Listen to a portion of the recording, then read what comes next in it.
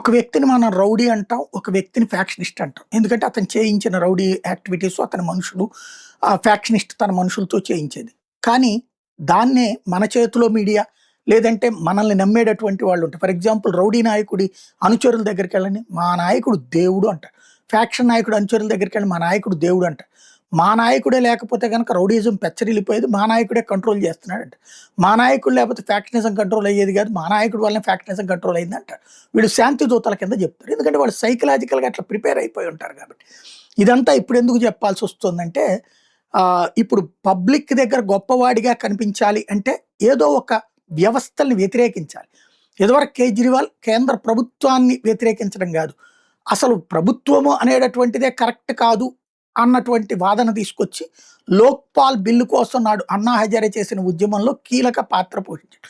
అంటే ప్రజల చేత ఎన్నికయ్యే ప్రధానమంత్రి మీద కూడా విచారణ చేసేందుకు ఓ సామాన్యుడు ఉంటాడు అన్నట్టు. అది ఎలా సాధ్యం అంటే ఒక ఊహాజనితమైనటువంటిది. ఓ సామాన్యుడు నుంచి వచ్చినటువంటోడు ఎవడో ఒకడంట విచారించేస్తాంట ప్రధానమంత్రుల్ని, ముఖ్యమంత్రుల్ని లోక్పాల్ బిల్లు అన్నటువంటిది.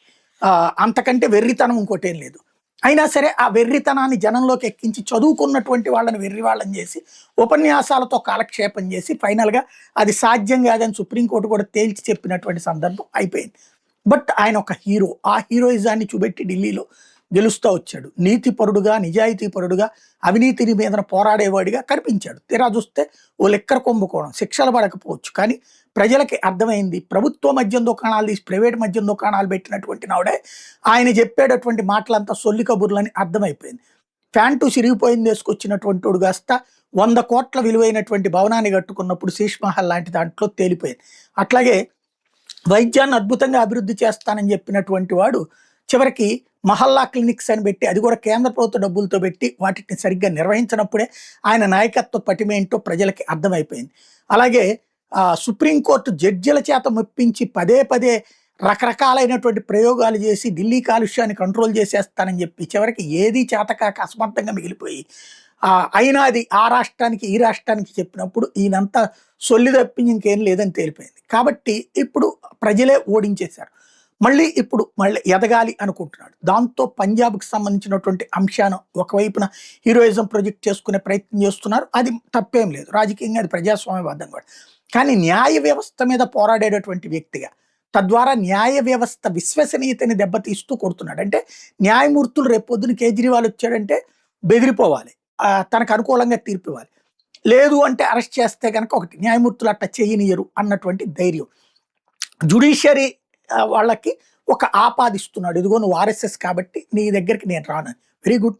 మరి ఇదే నిజమైతే రేపు పొద్దున భారతీయ జనతా పార్టీ వాళ్ళు నువ్వు కాంగ్రెస్ జడ్జివి, నువ్వు కమ్యూనిస్ట్ జడ్జివి అని కమ్యూనిస్ట్ భావజాలం ఉన్న జడ్జిలు బోల్డ్ అంతమంది ఉన్నారు.